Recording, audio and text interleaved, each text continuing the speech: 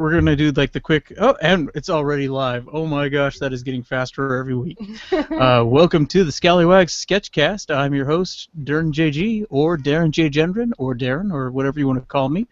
I guess there are actually artists on the Sketchcast as well, so we'll interview them as well. And my constant partner, co-host, and parasite is the one, the only Obsidian Abnormal of the Hobolands. Yeah, of the No, you don't need to talk right now. That's okay. Yeah, no, you just threw me with that. Okay. And our special guest this week is Blair of Star-Crossed Destiny. Yes. Artists, I'm going to hand it over to you really quickly here, but we're going to be doing a special format this week in that both artists have already laid down their lines earlier so that they could focus more on the inks and colors. And as a special happy birthday to me, the topic has finally been picked as giant robots. Yes, it is. Yes. We'll be drawing giant robots today here, so let's definitely hope people enjoy them. Yes. We do have the question and answer session running through Google+, and you can also ask us questions through the comments on the YouTube channel. The YouTube channel is currently tied to mine. We are going to get a new one soon, I promise. That's our New Year's resolution. Are you going to introduce Blair at all? Or I did introduce Blair. You did? Yes. I don't remember that. Immediately after you stopped talking, I introduced Blair. I honestly don't remember that. Wow. If you're not, as soon as you've gotten your talk in, it's gone. It's like goldfish time. And not me. Bloop. Artists, before we get started, I wanted to check. Do we want to do 90 minutes? Is that the time that you guys decided? I think we forgot to actually nail that part down. I don't know if we actually ever talked about it. Is that a good time? I'm sure it's fine. I didn't even know I had an option, and I'm guessing I actually don't. I'm guessing you don't. Actually, just start the clock. Later. Like why? That's all right. We're gonna start the clock, and let's peek in real quick. You seem to have gone with a robot walrus. Yes, it's a birthday present to you. You're my favorite walrus. Why, thank you. Yeah. Oh, by the way, listeners, it's Dern's birthday. But this is like the third time we've mentioned that now. Oh, look at! I normally criticize people for not enjoying their birthday and not for not. I'm sorry. I normally criticize people for giving too much importance to their birthday, but you are definitely going in the other direction with this. I am really delaying my birthday this year. I guess we should also point out to our loyal listeners that one of the main reasons why we didn't have a Sketchcast last week, other than Darren thought that he was going to be sitting on his couch and watching football, instead Darren had a nice little near-death experience. Yes, my appendix went boom. So that was fun. But you got like good drugs and stuff, right? Yeah, I'm on. I don't normally like to admit. Like normally, I'm not a on drugs creator, and I'm definitely proving why this week because I have been pretty much nonstop on OxyContin, and I can't do anything. It's just everything I do is crap. Everything feels fuzzy and weird. Yeah, and then the moment that the painkiller kicks out. Yes. Like, oh, jeez. I have had junkie sweats. Where suddenly, you have that full body craving, and I just start sweating and shaking, and it's not pleasant when I've already got like 30 staples in my stomach at the moment. Oh yeah. Yeah. That's not fun. So this is my exciting life, and I'm do you still have your appendix, Blair? Yes, I do. It's kind of a bummer. It's been inflamed for like 15 years, and it's never I was tried just to about get to out. ask. Like, isn't it awesome to have your appendix? It is, but I kind of want to have the Pretty surgery cool, isn't too. Oh, no. I like surgery. It's like a special dream. Oh, okay. Do you care to share a little bit more about that with us? Oh no, I had surgery like Like- 2 years ago, and like I just remember waking up in the recovery ward and being like, everything is so pretty and shiny. Oh, Yay. surgery. There was a lot about the recovery that I admit I really enjoyed. Mm-hmm. I mean, having like a interchanging staff of people that just really wanted to make me happy. Yeah, exactly. Oh, that And was plus nice. everybody else, like, like my husband had to bring me Dr. Peppers all the time. It was just like, this is magical. So, What kind of yeah, surgery I'm did you get that waiting. required Dr. Peppers? I love, man, it's just a thing. No. I Yeah. like Dr. Peppers too, and I try to have them as much as I possibly can when I go to the U.S. because we don't have Dr. Peppers in Colombia. But Yeah. That's, oh my God. what kind of surgery did you get that you could just guzzle down Oh. Dr. Peppers afterwards? Well, I had a laparoscopy for my stupid uterus. That is like completely Damn nuts. uterus. Yeah, no fun. So, but that, I hate those. it's just 2 little tiny holes, and so I just got to sit on my ass for 6 weeks and drink Dr. Pepper. 2 tiny little holes. 2 tiny little holes. Yes. Not that kind of hole. Oh. It was that type of surgery, but No, nah, that was not bad. the good kind of uterus surgery. Yeah, the good kind of uterus surgery. Yeah. Getting the fuck rid of it. Yeah. I mean, we I mean, I wish I could say I know how you feel, but I don't have a uterus. Be glad. They're have stupid. I have what is commonly called in the vernacular or whatever a dick, and it's awesome. See, yeah, so I, It's a lot of fun. Do you Oh no! Let's cut it right No, no. now. Were you gonna ask me if I had a dick? No. I was just about to go dick is awesome. Do you like dick? It's no, not really. Don't tell my husband that though. Bless his heart. okay. He knows. Aw, Put up with his, you shouldn't tell us that because now we're gonna see him later this year and it's gonna Yeah, be yeah. like, ah man. Sorry, man. Aw, well, Oh, dude, you need to say sorry to him because I mean, Has that ever happened to you? Not the dick and the husband thing. Has that ever happened to you that like you have a friend that tells you like maybe like this or that guy like he was really bad in bed or my boyfriend like can't get it up or something like that, and then you like meet the guy or something and you just don't know how to behave or How to be like sorry, bro, but like you can't say sorry, bro. But yeah. you know, Has that ever Yeah. happened to you like? Yeah, well, like I'm in a band, so I hear everybody's dirty secrets all the time, and then you have to like interact with them on a daily basis, and it's like, hey, so that thing that I'm not supposed to know anything about, everything's cool, right? Like, how the hell do you even know about that?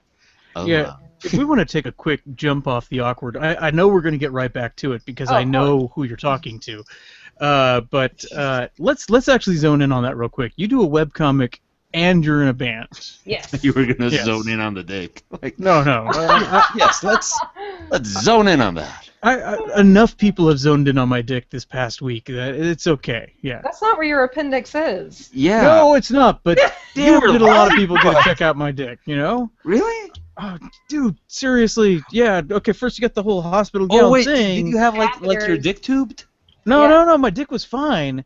In fact, when they went to do the whole shaving of my abdomen to get it all ready to shave, Mm-hmm. they did some manscaping there, and I'm really kind of I don't know how I feel about that exactly. Yeah. They You definitely don't know did how some you trimming. feel. There's only one way to feel. You have to keep it clean. Well, no, I have to, yes, Keep it clean. and I understand that, but I wasn't planning on using it anytime soon, and they were kind enough to trim the hedges for me, and I'm like, look it down there. What did they need to trim that for? Exactly, this is what's freaking me out. Why did they need to do Yeah, this? why didn't wait? Yeah, like, what's that got to do with your appendix? Near your. Yeah. Nowhere I near, mean, but it's closer than your mustache. I can get that, but yeah, dude, if they touched my mustache, that would have been a medical malpractice suit right there. No, but why? Like, what's That- it got yeah, to that do really- with No, Disturbing. I was at that point. They didn't do this until after I was knocked out, and they did the full belly shave, which Right. I didn't sense. like. That makes sense. But then they trim the hedges, and at the same time, I'm kind of okay with it because when they kept having to check the stitches with those hospital gowns, they basically would just lift the hood, right? Oh yeah. Yeah, and so Maybe it was out of consideration. So out of consideration, do you think maybe that's why they trimmed them? Like, oh, we don't want to see that. We want some showmanship on this, Like if we're gonna be looking at it all weekend, might as well Yeah. But you'd figure they're doctors, man. I mean. Well, it was mostly nurses that got to see my junk, but yeah. Nurses checking out my junk. And if there are any nurses from Howard County Community Hospital that are listening to this, thank you. Thank you. Hey. Yeah. I do know that there were a couple nurses that were way more helping me out after a junk shot check. Nice. Oh, look at you, all humble brag. Yeah. You know what? Humble brags just don't fly on this show. But I do believe that we should start pushing the subscription and all that kind of stuff more on this show. So if you're a nurse from I don't know where. Well, this was from Columbia, Maryland. Okay, no, but the hospital, Howard County Hospital. Yeah. So if you're a nurse and you checked out Dern's junk, please comment, and subscribe. Oh yeah, definitely. Yeah, definitely. You can leave a comment on ratemyjunk.com. And those nurses, they were adorable. I had mom nurse. I had I couldn't remember their names because they put they would write their names on the wall on this whiteboard that was not 90 degrees from my head, but 120 degrees. So I would have had to have done a full torso shift to see this name on the wall. Mm-hmm. So which is basically the one thing that I could not do at that point. And so I'm basically just kind of taking it on their, I try to catch their name tag when possible. So it looks like most of the time I'm staring at nurse tits. And yeah, so I'm feeling kind of guilty and bashful about that, but at the same time, my humility is completely gone because hey, everyone's seen my junk at this point, and we all know that I can't poop because I can't eat, and I'm just being kind of affable, and I think it was more that they were taking care of me because I was being very charming and funny, not that. Look at you, humble brag again. Yes. I thought we were going to talk about Blair. She's definitely more interesting. You got on the nurses. And by the way, way more. No, wait. Are women charming? Oh yes. No, but is that the word we use? Is it? I think. Well, there's a new implication when you suggest that a woman has charms. Yes. It's a much better implication. No one wants to think about my charms, so let's stop talking about my charms. So let's start talking about somebody genuinely charming. Yes. Okay. Which came first, the band or the webcomic? The webcomic, most definitely. Okay. Yeah, that webcomic is it's one of my first. Yeah, it's been around for 10 plus years. Yeah, we celebrated our 10th in September. I say our, like there's more than one of me. And I do want to point that out. O is not kidding when he says that's one of his first webcomics that he ever started reading. It's also one of the few he's ever actually admitted to reading. That's a big deal. Yeah. Yeah, that is. And the other one, I don't even know if it still exists, so I don't really give a crap about admitting that I used to read Demonology 101. Oh, I mean, I know it stopped. It ended. So I mean, naturally, I don't read it anymore because I would know. Mm-hmm. But no, I don't read it. So yeah, it's kind of a done thing. So he could pretend that he, read it to the end, or not, knowing him. No. I actually lost track of it after a while, and but yeah, Star-Crossed Destiny. I remember the first page I saw of Star-Crossed Destiny was wow, this is such a long time ago. The two people that were fighting on the street next to a car, and it was like an action sequence. That was like the first image I saw. It was such a long time ago. Probably, yeah. It's either there's chapter 2, chapter 4, and chapter 5. Everybody's always fighting with somebody in this book. Yeah, but you say like, yeah, you know, Yeah. I just draw people fighting all the time. They fight. Why won't they stop Why fighting? not? Don't Well, pay we've attention been to them. talking They like fight in a the lot. comic right now. We've been talking for like 20 freaking pages. I'm so over it. Like, can we get out of this bar? Can the people in this book stop drinking shots and go battle for once? This is so annoying. I did not have to worry about that crap anymore. Drop Just need like a random punch in the face, and then they just keep talking like nobody punched them in the face. They do that though. That's like their Yep. thing, you know. Just Like what I punching think the people in page I face. just did, stuff's beeping, and one of them is like, "Oh, so that means like it's doom, right?" And they're just like, "Yeah." So anyway, blah blah blah blah blah, and portals are forming above their heads. They're very nonchalant about their own death. Kind of what makes them charming, I think. So apparently, not caring about your death makes one charming for Blair. Yes, You know, Vikings must get you like really wet. of course. that may actually have been what was working with me with the nurses. There you go. Yeah. See? What? That you were nonchalant about your own death? Yeah. Interesting.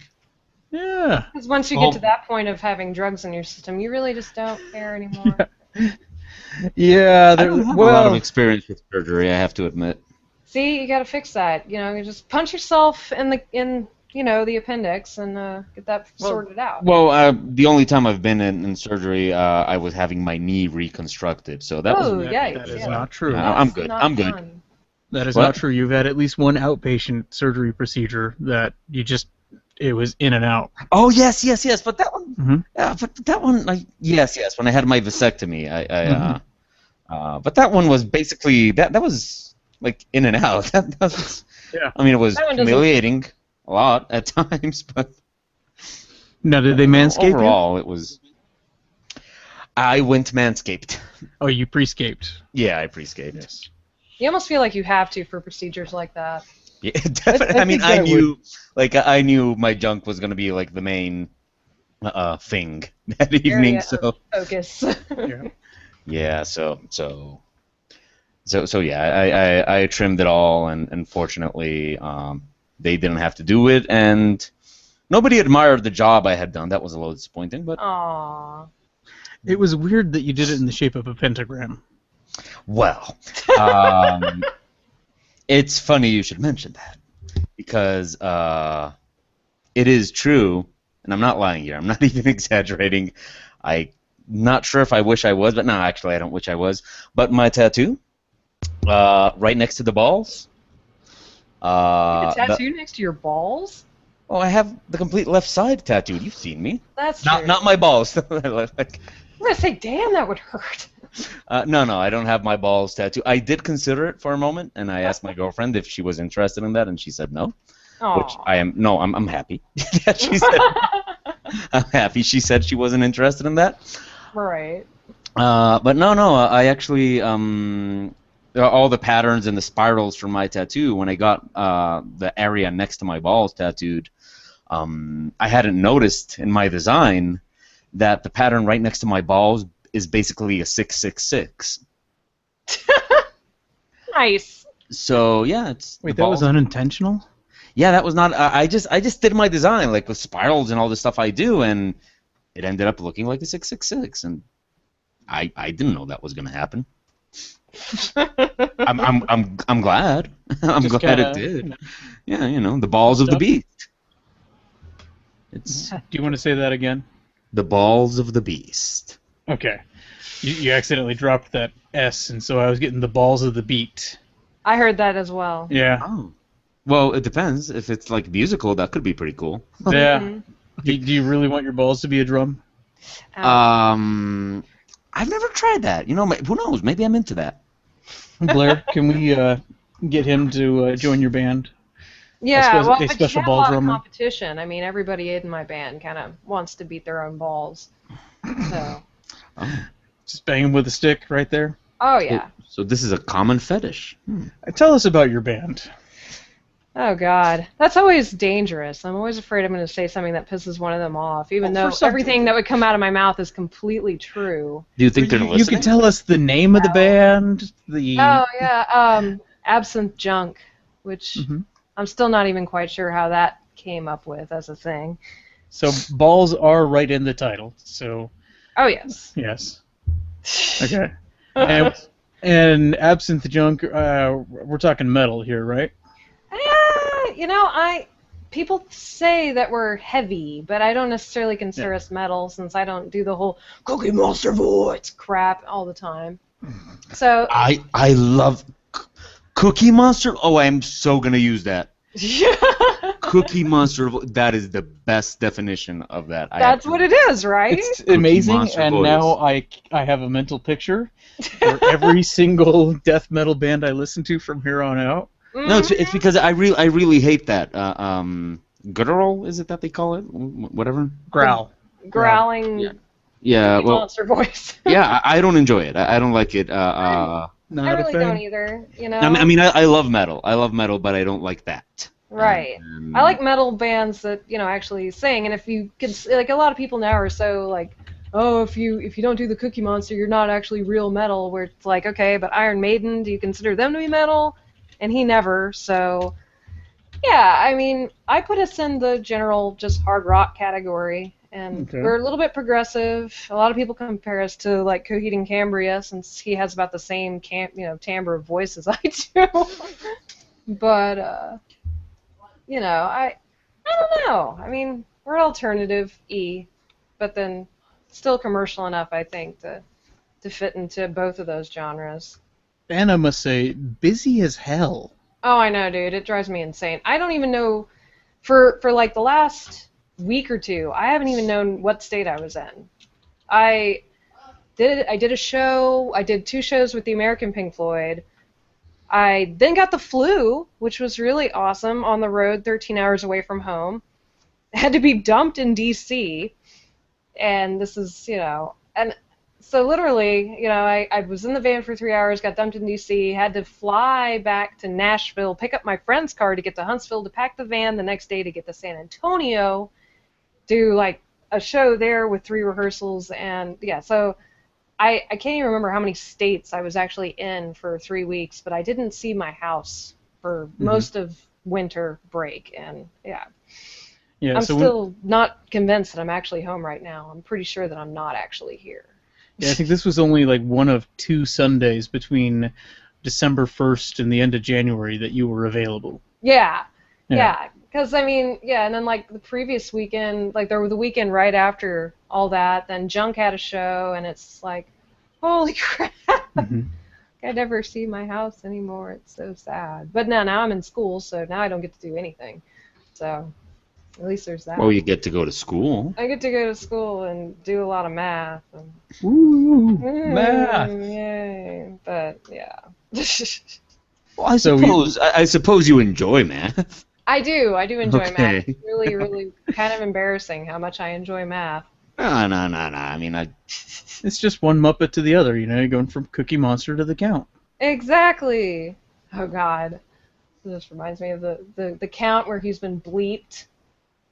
And it's like the entire time it seems like he's talking about sex. It's perfect. And when I'm all alone, yes. I bleep myself. I bleep myself. Freaking great. Okay, so I've seen photos of you with a saxophone. Yes. What instruments do you play?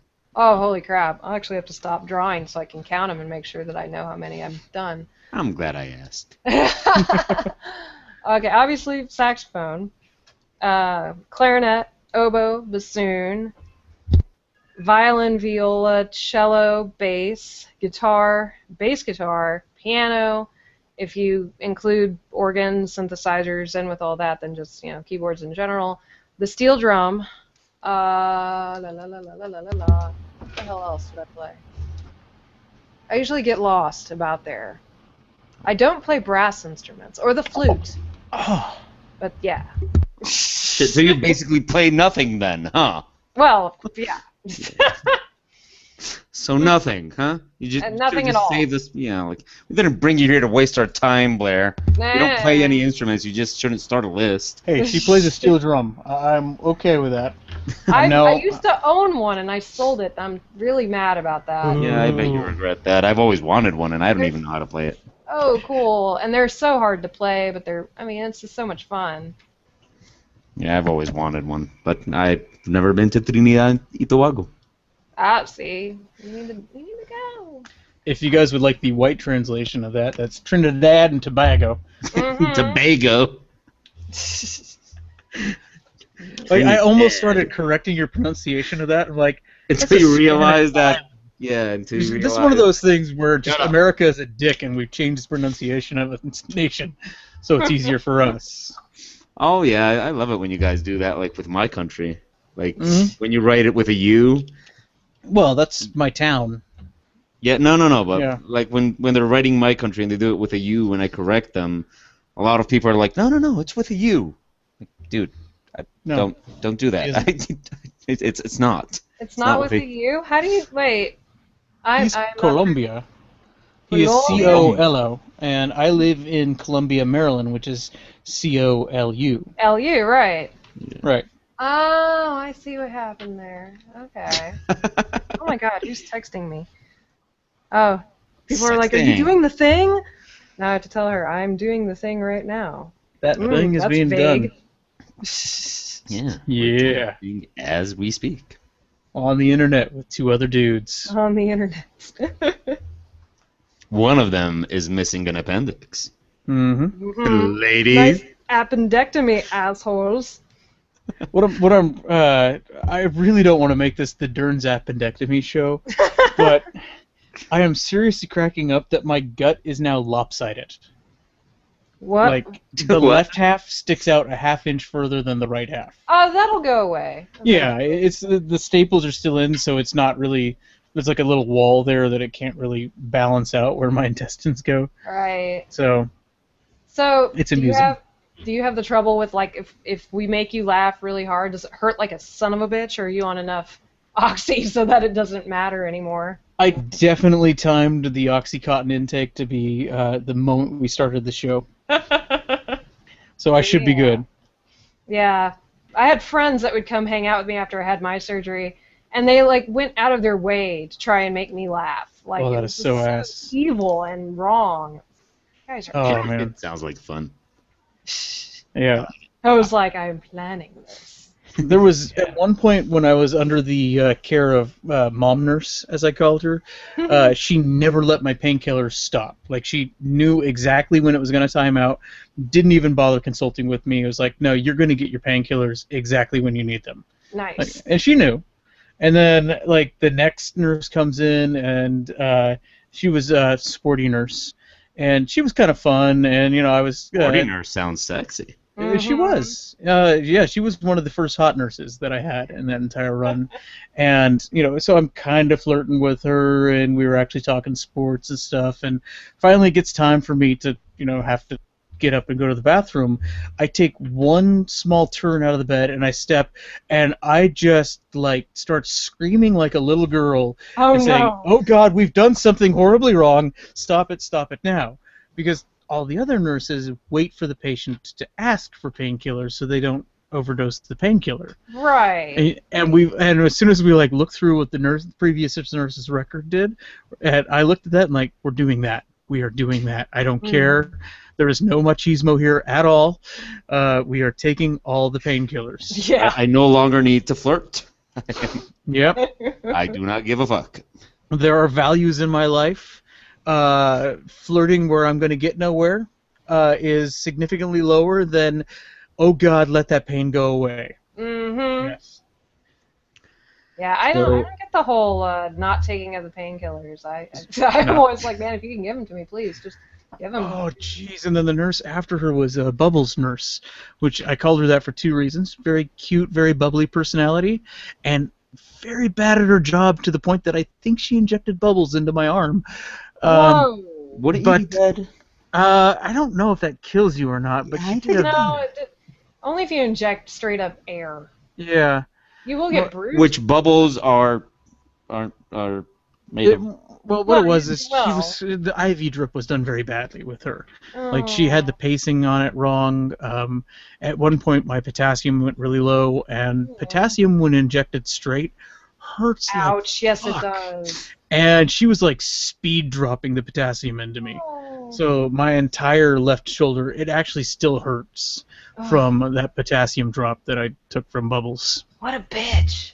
Nah, And the other thing was, I want to say I love you, Bubbles Nurse. yeah, and she thought that I was going to be the macho guy and not ask for painkillers, so she wasn't checking if I needed painkillers. And I got to the point where I was getting so delirious I couldn't remember what time it was. So it got to that point where I finally had to talk to her and say, look, no, seriously, every 4 hours, if that painkiller's done, please ask me, do I need painkillers? Chances are the answer's going to be yes. So, Blair, Painkillers. Painkillers. I like them. Yes. Science. Okay, awesome. You know, it's funny. There's a video. It's a remake, a dance remake of "Sexual Healing," the song. And in that video, there's 3 nurses, and one of them is actually supposed to be called Bubbles. Hot as hell. Nice. Hot as hell. Hot as hell. So if anybody watching here wants to watch that, it's called "Sexual Healing," which is a song, I believe, by Marvin Gaye. Yeah, I think that's right. And but this is, of course, a dance cover of it. Bubbles the Nurse. Very, very hot. Bubbles the Nurse. You're welcome.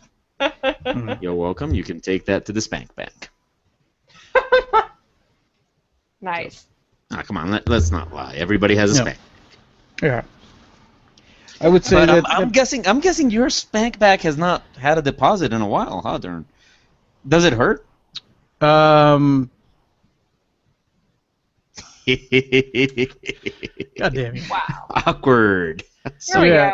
Admittedly, No, but I'm genuinely asking, dude, do I'm a your dude, bodily functions hurt? At some point, some quiet experimenting is going to happen in that department, right? What do you think I'm asking? Yeah. So how long did it take me before actually trying Got to any see? use out of it again? Yeah. It's basically like that borderline paranoia where you're like, oh God, does it all still work? Yeah. It's a plumbing check, is what it is. Yeah.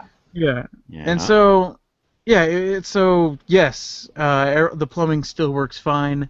And I've got a couple staples that are below the melt line. So they're right in that soft tissue area, but they're not enough to stop me. No. Nobody stops the Dern. Yeah, they are kind of enough to stop me, to be honest. It was a mixture of comfort and discomfort that I'm just going to wait till the staples get out before any other attempts happen. Wow, that's a lot of accumulated pressure. Yeah. So, well, when I got my vasectomy, I was not supposed to use it for like a week. Guys, you see, you guys have it easy. Y'all all can shut the hell up, because when I had surgery, I had to be on pelvic rest for 6 weeks. So does that mean like no? That means nothing. Twerking? So you basically couldn't twerk? I couldn't twerk. I couldn't have because a really I know you twerk poop. a lot. I know it's part of your show that you twerk. It is. Yeah, I mean, this is really a beneficial. It's crucial to my artistry. So we're like pelvic rest. So there's no loopholes there whatsoever. Just don't touch it, is what they're telling you. Pretty much. They're like, you can, but you're gonna regret it. And yeah. Short-term gain, long-term pain. Yeah. No, but that is awesome. Like you're free to try if you want. If you really are feeling baller, by all means, but you're gonna regret it. It's annoying because it's a natural painkiller. It is. It literally, it's a muscle relaxant, and it does, that nice blast of euphoria does kick in, but it's that afterwards effect that, and there's always that nice panic of tissue damage, like you could actually wreck something, and that's just not something that I want to think too hard on. Tissue damage. Yeah. Everything sounds so delicious. To overshare, do you really want the full overshare? No. No. Now we're good. Okay, no. You guys got 58 minutes left. Oh, I better actually hurry the hell up. I'm dicking around. Yeah, we're about a third of the way through here, so it looks like both you guys have laid down some inks. O is just going down.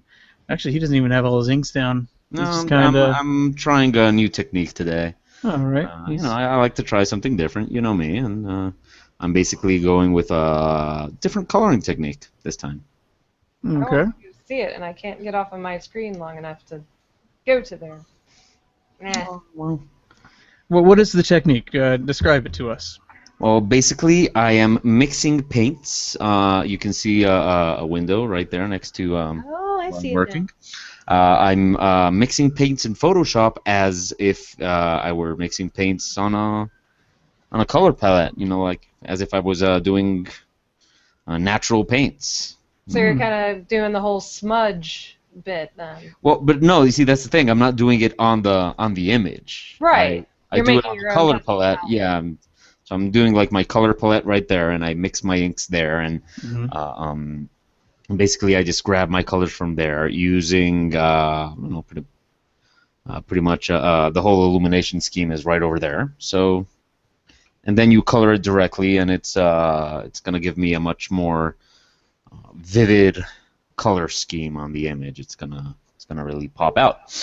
Mm-hmm. So that's kind of what we're doing here, and it's not, I mean, it's not something new or anything like that, but it's nice to kind of experiment. It's new to you.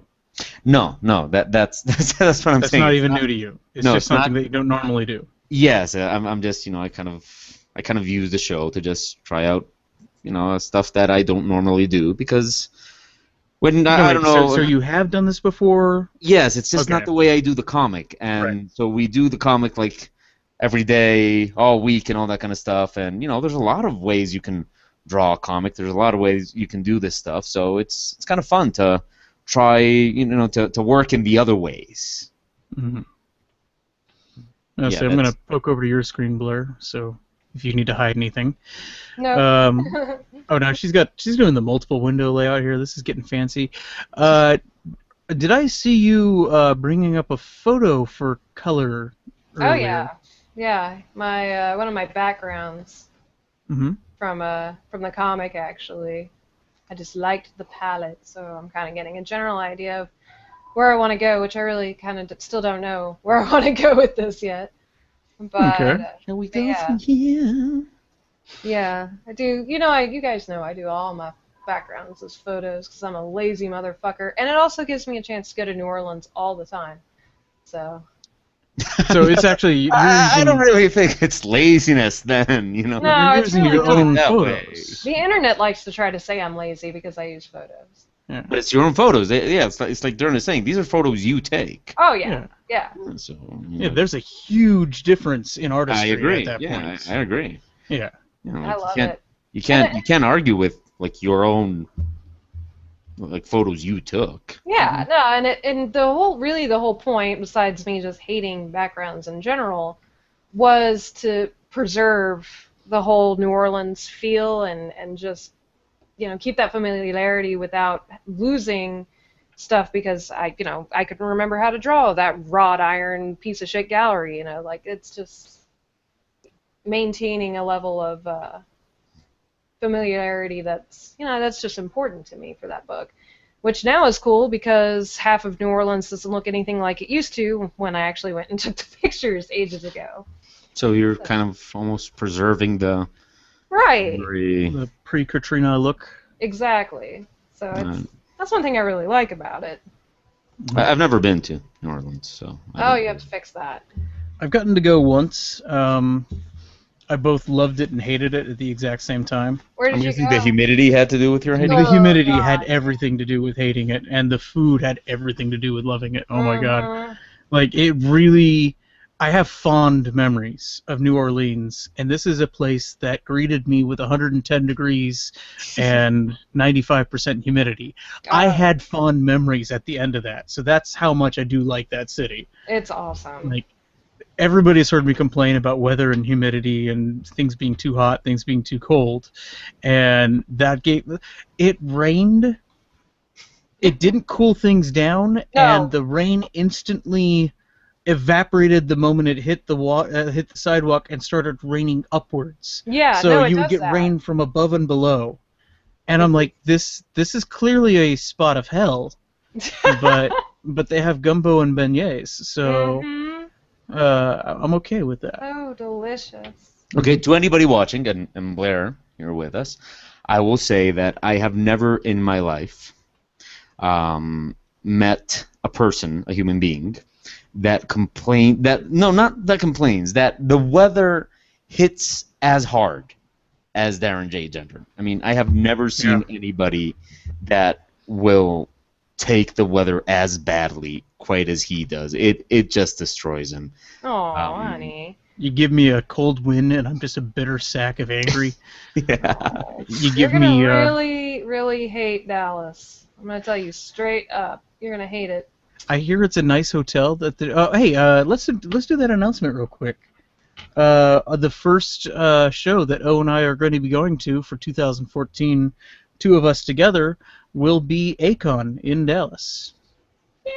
Yes, this June, and that actually It's not just gonna be special because of that. It's gonna be super special. It's going to be super special because it's going to be the book release of book 1 of The Adventures of Dwarf Elf and Were-Tiger. Holy crap. Yes, we're treating that show special. Yeah. Which means we're partying the whole time. Yes. Well, that's up to you. That's Well, up to you. I don't plan on. And here's the thing: I hear it's a nice hotel. It is. It really is. You don't have to leave it. That's exactly my plan. Yeah. You do not have to leave that hotel ever, which is great. It's nothing personal against Dallas, but I hear it's hot and humid, and it'll be disgusting. in June. Or even if it's just like dry and if it's dry and hot, I actually am okay with that. But that's what I grew up with, was like 100-degree summers that were zero humidity. Right. But I would prefer 85-degree summers with zero humidity. That's my sweet spot. And I actually like a morning fog too. I'm weird that way. So I want humidity for like 3 hours a day. Have that burn off, and this be warm and dry. Yeah, it's so nice that you're not demanding of you. My old hometown. Because it's hot as all balls, but at least it's dry. Yeah. So, Dern, do we have any questions? We have not gotten a lot of questions. We do we have one of our have viewers. We do have viewers, and one of our viewers got in, and I do want to address Suitor's Bane directly, real quick. First off, there's no excuse for being late. That's not us apologizing for being late. That's me just blaming you for being late. Second, I do have a question for him, because he actually pointed out that when we've been talking about nurses and crushes, that he pointed out that he's going into nursing. Now I have to wonder, is this terror, realizing that he's probably, it increases the chances of seeing Dern's junk, or is it excitement because it increases the chances of seeing Dern's junk? I think that if you're afraid of Dern's junk, you even shouldn't get into nursing. Probably no. Yeah. Yeah. Well, to be fair, I rarely go to the hospital, so yeah. And you rarely show people your junk, or that's not. And I rarely show people my junk. Yes, it's usually on lockdown. Yeah, I like to share mine with the world. Yep. It deserves to see. I mean, come on. There have even been panels where you have made your junk sing. Yeah. Yes. Yeah. So Dallas, you're in for a treat. Yes. Yeah, I was gonna say. Does Akon have an uncensored guest panel? Oh yes, I'm in charge of all the panels. You know. Okay. At least Be for ready. webcomics. Because we've been known Be to wreck ready. those type of panels. That's okay. Yes. You're in good company. In fact, Awesome. everybody that we have usually wrecks something. Yes. So. Like we do actually take our when a show brings us out as a panelist, we do a certain amount of professionalism with it. We do try to educate the audience, and then every now and then we just burn it to the ground. And you know what? Those panels had it coming to them. Indeed, Yeah. You'll have probably several of those. Have you ever gotten the Blair? Have you ever gotten the panel topic at your various guesting where the panel is just webcomics? Oh yeah, Webcomics 101. Or 101, because that makes it so much do you more always call educational. them that? Yes, they always call it that. We have ours is called What the Hell is a Webcomic? It's got potential. I mean, the entire time it's just people, all of us being completely ridiculous. Yeah, because I mean, but by this, like, it can't be a panel that's too serious, because by now you figure everybody knows. Yeah. Like, do you really need us to tell you? It's when you get those panels and they line up 15 webcomic guests, Oh, and the you've round heard tables. the round table, and you've heard of 4 of the webcomics, and then you get the question, so what's the difference between a long-form comic and a short form, or a gag a day? And 2 panelists tops need to answer that. Yeah. You could tell exactly how that panel is going to go by if there's a third answer. Oh, God. Yeah, and when that third answer is the exact same stuff that has been said, like, previously, like, when that starts to happen, that's when I go pyro on the panel, and, like, this panel's going down.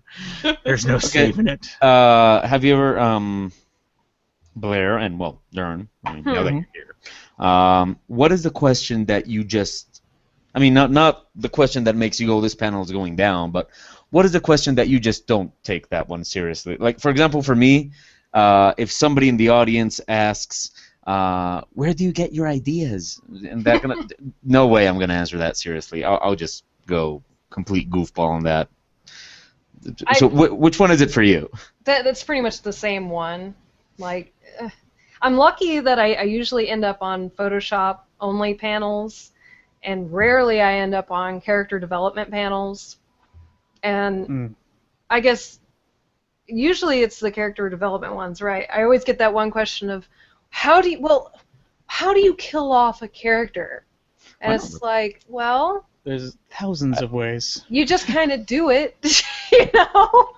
People die. They're funny that way. How do you not feel it? And like, wait, what are you even asking me here, child? I don't even. Did I do something to you? Yeah. It sounds like. Sounds like you're just about to pull out a gun and get even here. Yeah, I've gotten since I've started doing Kickstarter-related panels at these shows. Yeah.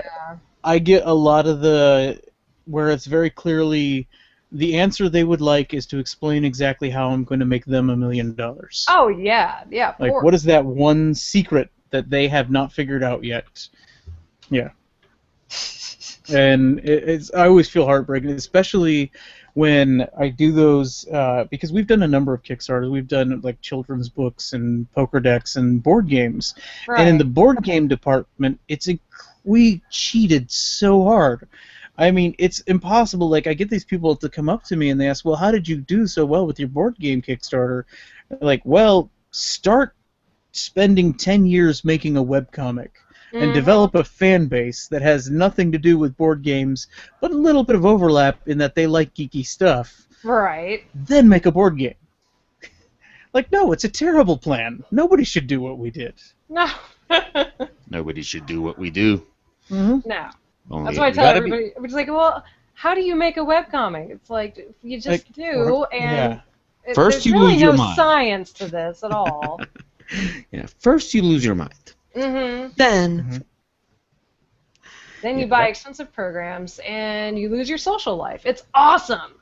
Yeah. So, Blair, question.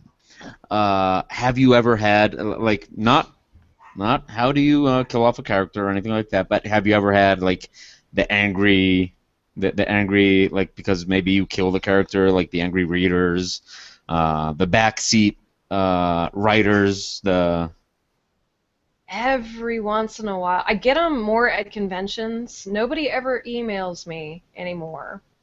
Because that sounds like there's a reason. Oh yeah. Well, I got when the comic was first starting out, you know, back in the ye old days, I got one nasty public message. Oh. And so immediately, of course, what I did was I took their IP and I found their house, and I put up a Google Earth image of their house. Holy shit, don't mess with Blair. and I was like, you know, so your question was, would you like me to come give you this answer in person? Blah, blah, blah, blah, blah. Fuck you very much. And I actually haven't gotten hate mail since.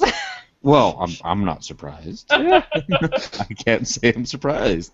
Like, wow. Wow. Yeah. Kind of nipped that one. But now people are also afraid to talk to me, which is sad. Yeah, yeah. Including people on this Sketchcast. But I'm actually really nice. It's just, if people are going to be a dick and, be that person on my site, then, yeah, I'm going to put pictures up of their house. It's just, be righteous to each other. Kind of makes me almost glad that Google Images cannot actually Google Maps can't actually zoom into my house. Mm-hmm.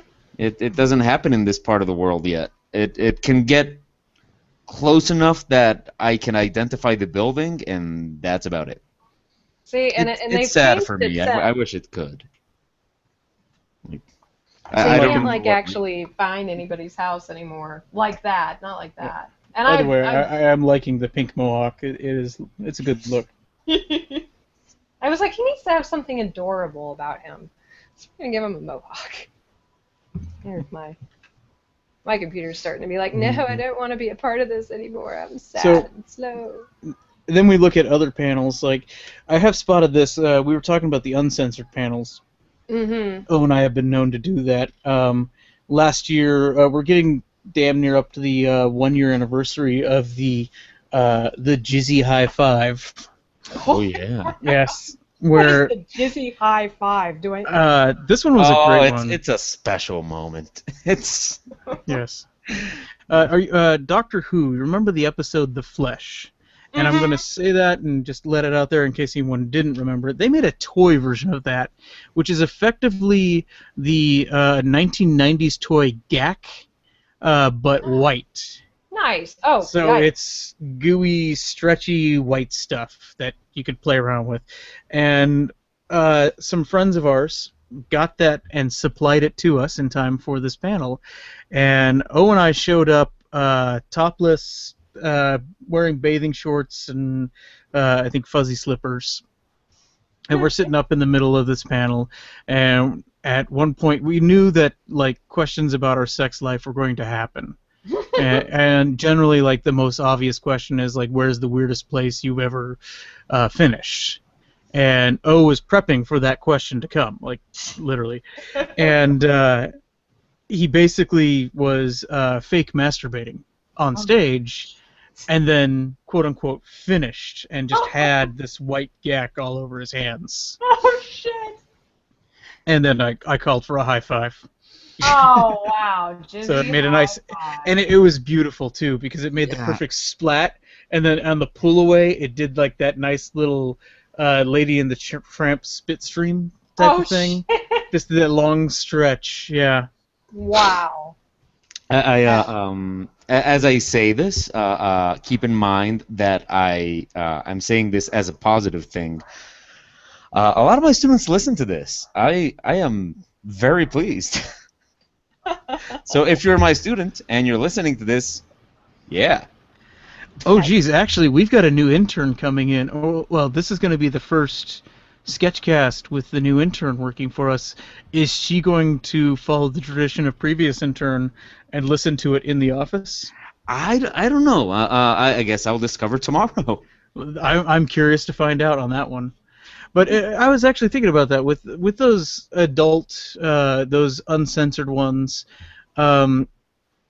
Dudes mostly are idiots on those type of panels, especially dudes in the audience. Mm-hmm. And so it becomes incredibly uncomfortable for female panelists. And I have to ask, have you ever done one of those uncensored? Yes, I have. And it wasn't even an uncensored panel. It was a webcomics business panel. The fuck? No, wait. No. Let's back this up a second. You've never done the uncensored one.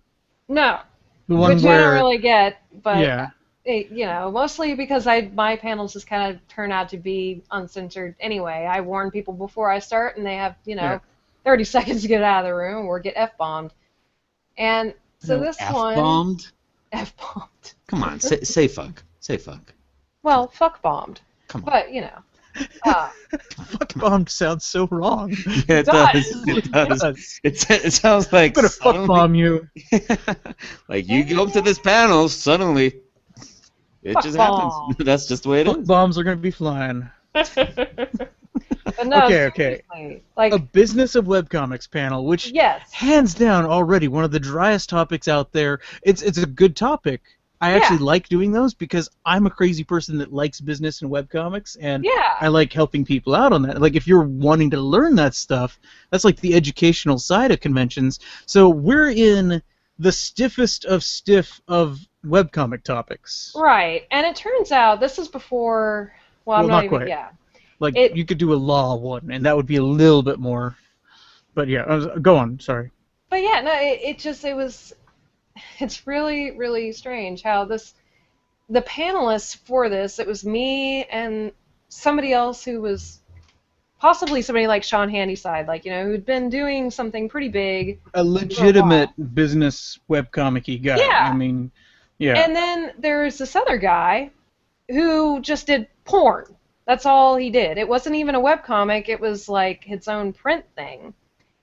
And it was just a print porn comic? Yeah, he did print porn. And somehow he ended up on this panel and proceeded to not only steamroll the panel and just, take over the entire thing, but just make it really gross and uncomfortable. And he was just kind of gross and uncomfortable anyway. So it was just really, just trying to remembering this guy. It was just making my skin crawl. He was just really icky. If you want, we can jump topics on that. But yeah. I have almost nowhere to go. I'm trying to think. I'm sorry, Dern makes you uncomfortable, Blair. No! Yeah, it's something that's been coming up. Really like seedy and weird, and I've never had that happen again. Like in 10 years, I've never had that instance of, oh crap, I feel really uncomfortable on a panel, but this guy he was just so nasty. Yeah. Like, it's something that's starting to crop up. I'm seeing, like, lots more reports on the internet about the female creators do get targeted in these situations, and, sometimes it's because my personal opinion, a lot of the times it's because there's shitty creators out there going for the cheap joke. Right. And that's what they see as the obvious one. And then other times they're just legit scumbags. Mm-hmm. Yeah. Which is so sad. I mean, I think it also factors into people are scared of me. Yeah. So, how quickly did you post a shot of his house? Oh, within like a couple hours. I mean, it was effortless. As soon as I saw the post, I had his house within probably an hour. No. I mean, the guy on the panel, like. Oh, the guy. Post his house as well. No, I should have though. He was so gross. I really didn't even want to know where he lived. That's a fair point. Yeah. He probably lives in a house made of. And I still see him. Like I see him usually once a year, and I'm thankful that he doesn't recognize me. But that's the thing. That's the thing I've always wondered about that with conventions, because I don't do many, as you might imagine. Mm-hmm. That's Dern's job. He's our convention guy, among other things. I mean, don't feel bad. I'm not saying that. Oh, no, yeah. But that's definitely part of what I bring to the table. But like I've met like a few people at conventions. Definitely not as many as Dern, but a few. And I'm not gonna say names or anything, but some people I've liked, some people I haven't. And thing is, once I'm done, I just come back home and do my thing here. But like I always imagine kind of like wow, what if I don't like somebody and this was something I did frequently, and so I have to see this person frequently. Yeah. And that's it's just like being in an office. Like if you work at a shit job, or like I used to work at a paper, there were people that I really just didn't freaking like, and I had to see them every day. And now it's like, oh, well, now I get to see this guy once a year, and it's really awkward when I do, and I have to pretend that I kind of like him, even though I think he's a total douchebag. Mm-hmm. It's exactly like that. You know what's really awkward in that category? I work as a teacher at nights, and when there's a student you don't like. Oh shit. Oh, yeah. that is. So like if you, Blair, which you're a student right now, or if people listening that are students, if you think that your teacher may not like you, take it easy on the poor guy or gal. Aww. No, really, because like students normally will like go against the teacher in this situation and all that, but try and keep in mind that it's the teacher's job. I mean, he or she basically has to go do their job with somebody they don't like. So, and if you're my student and you're listening right now, I probably don't like you. So, Well, so odds yeah, are, have compassion on me. Right off. Yeah, odds are I don't like you, so have some compassion. Like really, it's their job, and they have to do this job, like and teach you and I mean I'm pretty sure Blair is a delight, but like if you're my student and you're listening, you're probably a piece of crap. So so please have some compassion on me, and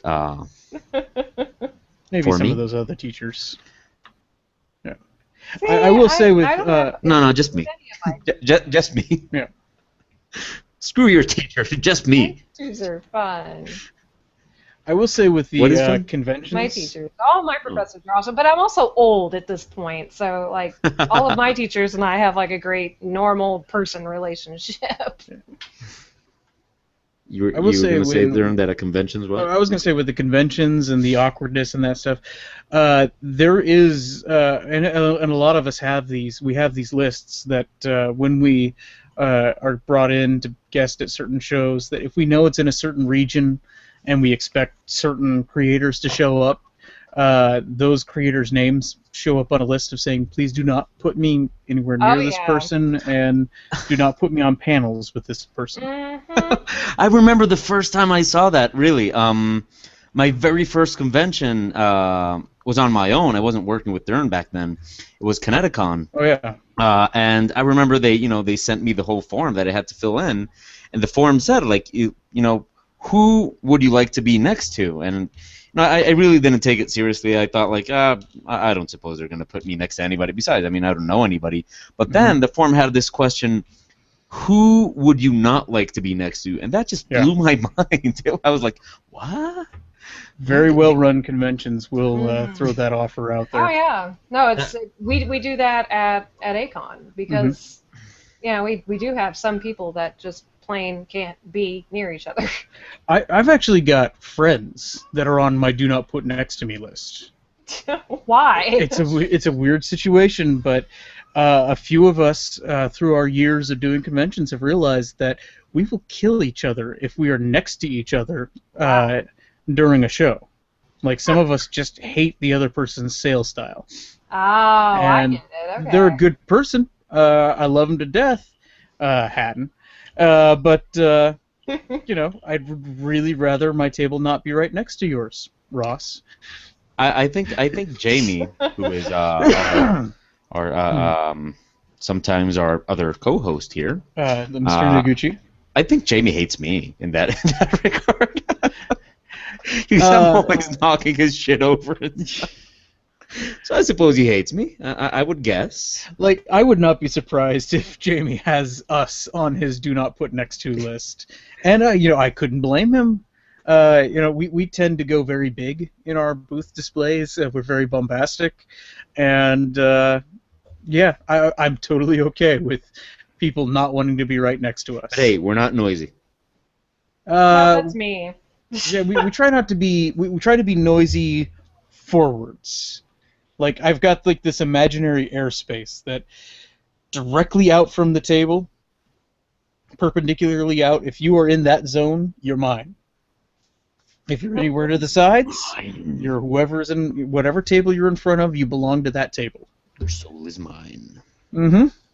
Okay, now Blair, you do something very, very interesting with your webcomic. I do? What is that? Well, no, apparently not. So, next topic. No. Actually, yes, you do. Because since you are a musician and a webcomic artist, you mix the two, and I think that's fascinating. Please tell us more about that. Oh yeah. Well, I started writing the book when I was really actually quite young. And at the time, I would always, I would just sit at the piano and I would come up with, like, these little themes to parts of the story. And, eventually once I finally got into actually making comics, I was like, man, I should like totally make a, like a proper soundtrack. And so I just started composing, little pieces, piano things that, were pretty simple. And now, I'm actually doing a whole nother record with the next book. It has full symphony, it has a full band, it's getting a little bit ridiculous production-wise. But yeah, no, it's how it gets packaged, like the whole thing, visually, auditory wonderments. I'm rambling at this point. But yeah, no, it's No, but I don't know any other webcomicer that does that. Do you, Dern? I've heard of some that they'll put together a soundtrack, but it'll be like, read this comic while listening to this this song, but it's never their own music as well as their own art. So it is fascinating, Yeah. Blair. See? Yay! I mean, I can really only think of one other musician webcomicer off the top of my head, and that's Jeff Jacks. Oh yeah, Jax. Yeah. But his music has very little to do with his comic. Yeah. I didn't even Yeah. know, like, he actually plays guitar, and I didn't even know that whenever, like, back in the day when I actually talked to him. It's a bummer, because we could have talked all day about guitar. Yeah. But, yeah. No, I'm actually usually really surprised that nobody else has soundtracks, because it just, Well, I can't imagine mine without it. I don't know. I have no musical skill, and if Dern has any, he definitely has not shown me yet. So, Thanks, so, man. I invited you to how many concerts? Well, you always make me pay for my ticket. So, what kind of Aw. friend are you?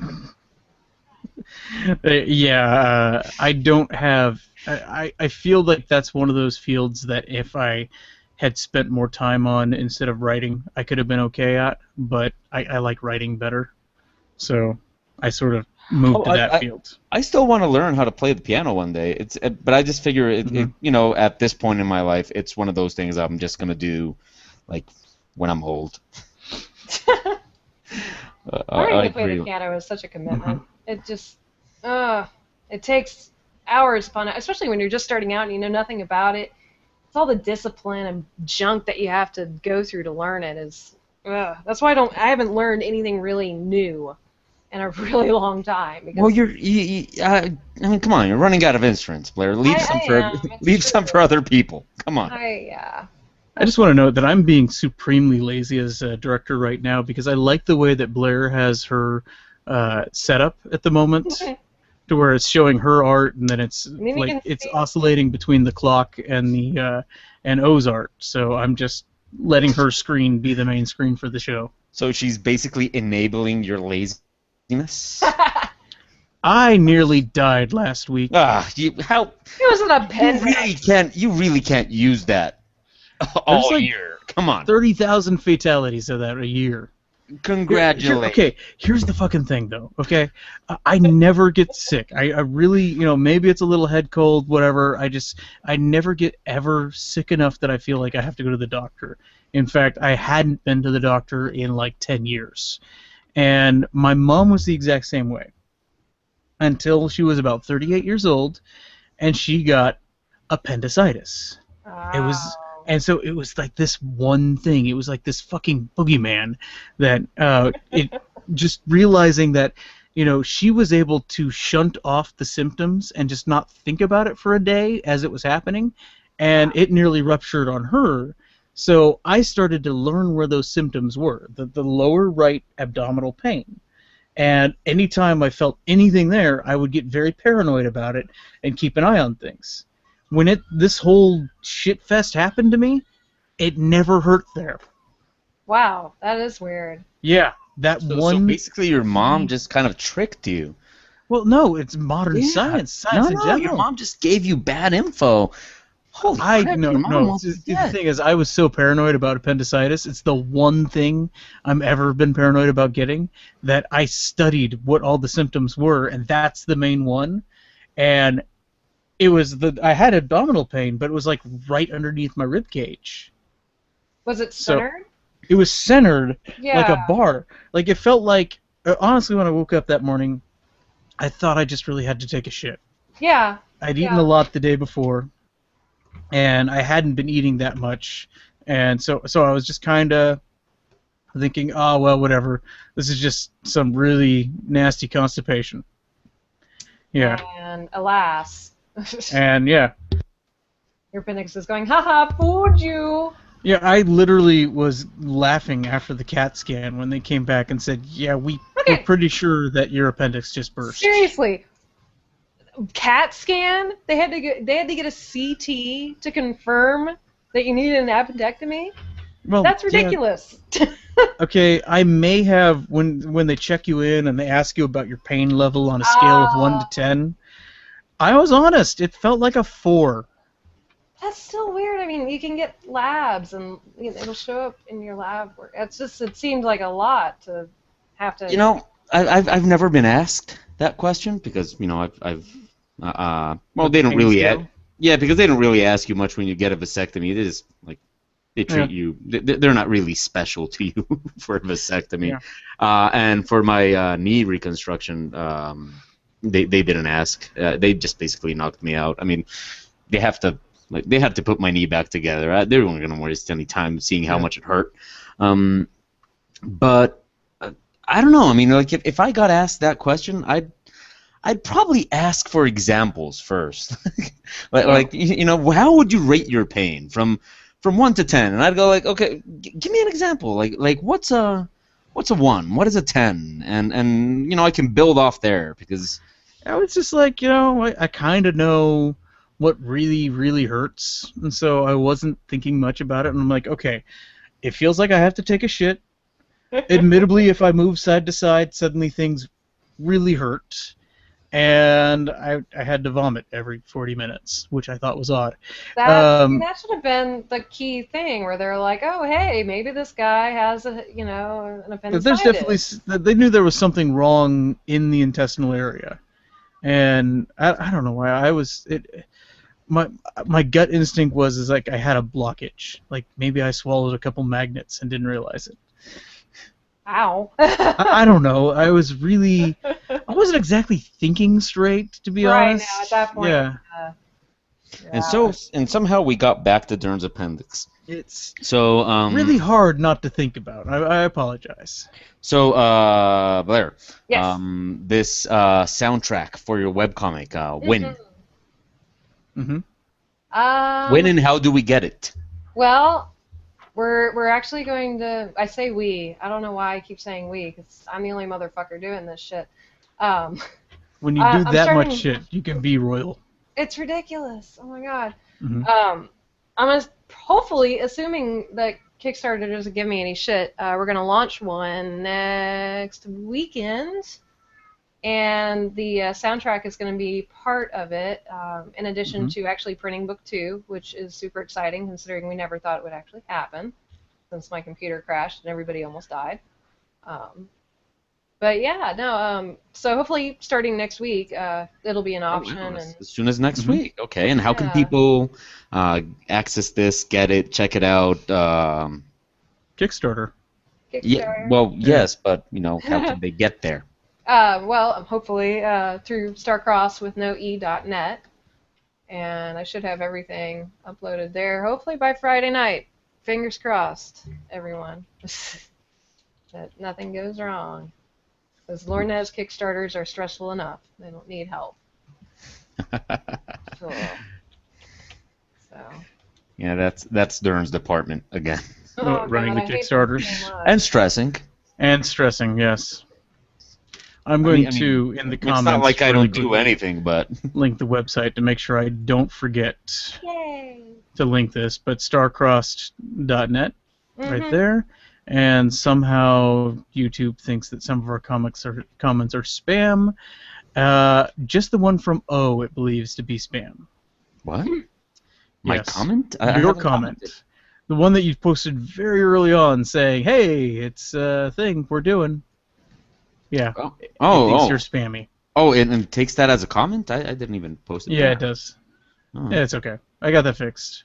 Okay, that is your job. Yes. Not mine. My job is to draw a gigantic robot walrus version of you. And looking over the comments, I do want to point out that our fan that is going to be a nurse has pointed out that an appendectomy is, and I can't talk straight, is actually a serious surgery. Thank you. It is. Thank you, new favorite fan. Of course, like yes, I am aware you can. I'm aware you can die of it, but you can die. Yes. but it's not. It's not like It's not like if I go. It's not something you can use in a bar to pick up girls. Like, No. guess you had It's an like an aortic appendectomy. aneurysm. Yeah, I'm just saying. This isn't like you got shot or something. Nah, this isn't. Yeah. That's just, No. like, guess who almost farted himself to death? Ladies! Yeah. Guess who had the complete inability to hold food down for a day? And then the worst part is as like I'm getting ready for the CT scan, like the nurses were just falling in love with my sons, and they scrounged up like all this food for Frank, and they had finally just given me like an anti-nausea. So I'm sitting around and finally realizing, hey, I can hold food down now, and realizing at the same time, they're not going to let me touch a single damn crumb of that stuff because I have to get ready for surgery. Yeah. And then they put a goddamn NG tube in my nose going all the way to my stomach. Oh! And so I wasn't allowed to eat for like 5 days there. Oh, jeez. On a related note, kiss my ass any New Year's resolutions related to weight. Oh, yeah. Because I fucking destroyed those. So, what was your celebratory? Yay, I can eat now food.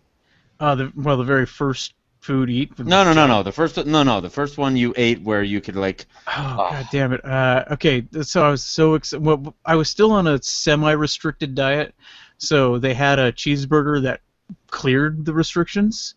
I'm like, fuck yeah, cheeseburger, because you know me, I really fucking love my cheeseburgers. Yeah.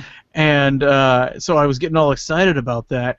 And the thing with Howard County Hospital is that their menu is it's a goddamn Russian roulette. Is that a lot of it is really good. It's not typical hospital food. Right. And then every now and then, yeah, you just want to blow your brains out. You know? Aww. So it was one of the worst fucking cheeseburgers, and I was starving. I was so excited for it, and it was so bad I still could only eat half of the damn thing. Had to set it aside. I mean, as much as you say that it can be good sometimes, like, who really expects a hospital cheeseburger to be? I know, it's weird. weird. I mean, come on, dude. Okay, they have some very good entrees. I know this because this is also the same hospital that my two sons were delivered at. And so, you know, I ate a lot of hospital food then. But I did a couple days, like the day after getting discharged, I did go to BGR and got a Cuban. Which is that's what I was asking. Like, what did you celebrate? That was the one that, you know, it was so good. I'm like crying as I'm eating it, and I'm not even exaggerating when I say that. BGR is this chain of high-end burger joints. I think it's also called the Burger Place, but their Cuban it's a nice quarter-pound cheeseburger with a Swiss cheese on it, some great sliced pickles, sliced lengthwise, some not pulled pork, but some sliced pork, and just a perfect mustard. Like, I think you've taken me there, haven't you? I have taken you to BGR, yes. Yeah, then I remember the place, and it is really good. Yes. By the way, have I told you that I found out that it's not just like a mid-Atlantic chain? Like, they have franchises in Southern California. Awesome. I got so excited when I found that out because, you know, I'm in the process of moving to Southern California, and that was one of those restaurants that, you know, I was going to feel a little bit sad leaving behind. And now I have to sacrifice nothing.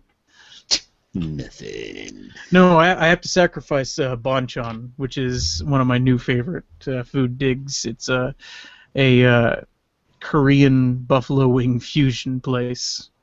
Mm-hmm. Yeah, so it's honey-seared, double-fried chicken wings. I'm gonna go eat like a house after this, seriously. Are we making you hungry, Blair? Sorry. Yeah, just a little bit. We're sorry. I think O has realized this working with me, that I'm a guy that takes my food very seriously. Yes. Actually, like Dern is. I mean, I told him not to feel bad about it. I'm not sure if he feels bad about it or not. Not But at all. Dern is one of the main reasons I'm no longer a vegetarian. Ah, Yeah, that's good because you're about to come to Texas. You can't. Yeah. I mean, you would have to hang out with Mookie the entire time. He has been to Texas before. He's actually been to Texas and I haven't. Ah, okay. I've been to Houston. Yeah. And Shoot with my eyeballs. yeah, I've been to Houston, and I was at this really great restaurant that doesn't exist anymore. That had something with an alligator. That sounds delicious. It was Cajun, and the image of the restaurant, like the mascot, was something with an alligator. I had understood that this was like a very famous place, but apparently you don't know it, so I'm just gonna. It's a big nation. So. I'm drawing a walrus, a giant walrus. I like the flame fingers. It's a nice touch. They're. I mean, it's your birthday present. They're there especially for you. Thank you. Yeah. I feel warmed. Well, I knew that you would want flame fingers. I do have to admit though that like I have, after fucking 33 years of living, in my love of food, finally figured out daily portion control. So I am kind of happy with that. Like before this whole guts falling apart thing, I was actually pretty happy with my weight loss. Yeah, but now I'm at the point where a year and a month ago I weighed 300 pounds and now I weigh 245. Nice. So it was definitely one of those moments of standing up and realizing I really don't have a gut anymore. Like it's just gone. I don't work with pounds, so I don't like. You still sound like a tank to me. I'm still a very large person. I still am a little chubby. No, but can you imagine how much you would weigh if that were kilos? That would be a lot of kilos. But do you want me to actually give you the kilos? Yeah, I would be curious to know what it is in kilos. Yeah. I now weigh 111 kilos. Okay. Yes. Maybe you should tell people how tall you are, so they can. Well, I'm 6'4". Okay. Yeah, so I dropped 25 kilo. Yeah, so that's quite a drop. Though, over the past 3 months, or 4 months actually, because I started to like really focus on losing weight again in like the last month of pregnancy for Kendra. So she's been competing against me in weight loss, and she's kind of kicking my ass at the moment. Well, are you counting like the loss of baby weight? First off, she's counting loss of baby weight. That's cheating, dude. Oh no, that's cheating and a half because she's breastfeeding too. So she still has the parasite effect. She still has somebody who is constantly feeding off of her. Yeah. Oh, she's a dirty cheater, and she knows it. Yeah. So, Blair, you're like me, right? What? Like the No Kids thing? Club? Oh, God, no. Oh, thank you. Thank I you. and that's all I need. Thank you. I like you more now. Oh, yeah. No, God. Me with kids, that would just be a disaster. No, I've long been on the record, like, I'm not going to be one of those, oh my God, you guys all should have kids, your opinions. Fuck that noise. No, you know what I think that people that do that are really. I think it's more like, it's just kind of like I don't want to do this alone. So. They want to justify. They didn't really want kids, and they don't want to admit that. So they're trying to wrap it up in biology, and say yes, of course everybody wants kids. No, they don't. No, not everybody does. Yeah, not this bald man. Yeah, and you know what? If you want kids, great. Have kids. You're probably going to be a better parent that way. Mm-hmm. Yeah. If you don't, then don't have If you don't want to have kids, don't have kids. Yeah. Oh my gosh, it's that simple. Nobody needs to hate anybody for it. Yeah. I don't know. I do hate a lot of people. True. But I don't think that's a valid reason to hate. No. Because then we'll just kick O off the podcast. No. Let me see if I can get him back in. Oh, no. Yes. Every now and then we get the joys of the Colombian internet. Aw, Yes. poor guy. But no, we've talked about that before. It's one of those weird defining things, and like, O hates kids. It's not just that he doesn't want kids. He does actually dislike kids. Yeah, no, I get that. Yeah. I'm not a kid person either. Yeah. I'm just not a fan. Which is amusing that he actually will hang out with my two kids. Right. I mean, it's yeah. you get specific on which ones you Yeah. like, and Mine get a you'll pass. hang out with those. But I totally get Yeah. that. I have like 3 children in the world that I will hang out with. The And rest of them- anytime that you get one of those sweeping generalizations, oh my God, there was one that came up this past week and I've seen it crops up every now and then. It's the whole guys don't like girls with short hair. What is that? I don't even get that. Oh man, I have a theory. I've got a theory on what's going on with that shit because, first off, it's not true. It's blatantly not true. I mean, I know a lot of guys that actually the short hair thing is preferred to long hair. Right. To me personally, I'm more omnivorous about it and also not really in the game. So it's to each body, like, figure out what works for you. And Right. there are definitely some girls out there that damn short hair works on. Right. Welcome And we're back. back. Yes. Yes. It And was weird. And so there's definitely like, okay, long hair works for some, short hair works for others, and that's great. I dig it. But then you have that weird group of dudes out there that are like, no, short hair on women. There was an article that was going around on some men's rights website that was saying that girls with short hair are broken. What? And was like seriously bashing girls with short hairs. I have a theory as to what's going on, and it's going to be very painting with broad strokes and stereotypical, but you know what? If you're writing douche-ass shit like that, then I get a right to broad stroke paint you. Those people that write shit like that, they tend to already be kind of homophobic and possibly even closeted homophobic, like self-hating there. And to me, did we lose Blair at some point too? We did. She's joining back in. Oh, okay. What's going on? What's happening? I don't know what is happening. There's crazy. What's happening? And what happened while I was gone that suddenly we're discussing hair? I thought it was a good pivot away from people that hate people, the kids, no kids thing. Like we talk about that too much. And there was that weird article going around about the short hair thing. But my theory is that the dudes that are like, fuck no, girls with short hair, and they're like militant about this or derogatory about this, is that when they see a hot chick with short hair and it actually turns their motor a little bit, they instantly are thinking they like this because she looks like a boy, or there's a boyish look to her. Therefore, I'm gay. Therefore, this is wrong. That's so ridiculous. Holy crap. I honestly think that's what's... If liking women with short hair makes you gay, then I am like the gayest dude on the planet. I love a woman with what is it you call that dude? A pixie? It's something like that. Oh, the pixie cut. Yeah. Oh, I love that. Good pixie cut is just... yeah, it is so cute. I love it. I just love it. So how did you guys get to this? I totally just steered the conversation away from babies. Okay. Oh, okay. Yeah. Okay. I was like, what happened while I was gone? Like, Blair, you need to switch over to screen share.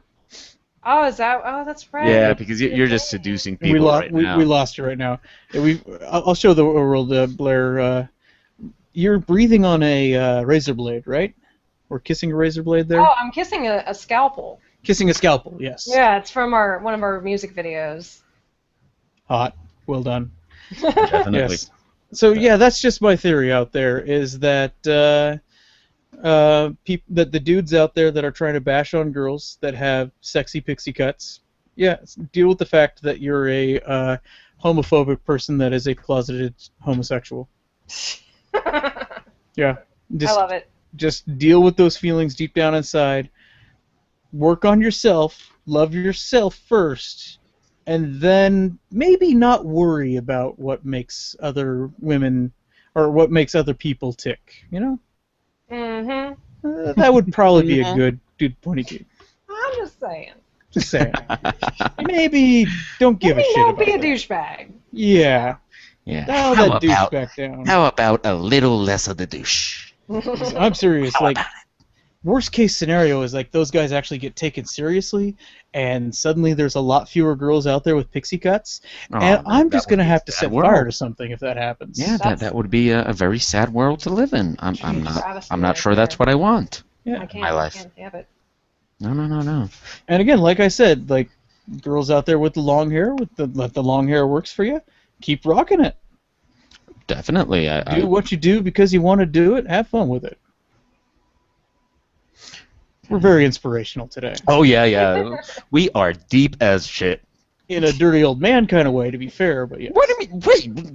Wait, we have not talked about age. We're just mentioning pixie cuts. It can be any age of True. pixie cut. In a why does dirty it have... man kind of way. Sorry. Yeah, I can live with that. Yes. Yeah. I can live with being a dirty man. Yeah. Yes. A dirty bald man. Yes. That's something I can live with. I mean, we could be talking about Miss Activia Yogurt. What's her name? What? I have no idea what you're the talking actress that does. She talks about keeping herself regular. Yeah. Yeah. What is her name? Oh my gosh. I have no idea what you're talking about. The female lead in that wasn't Last Action Hero. That was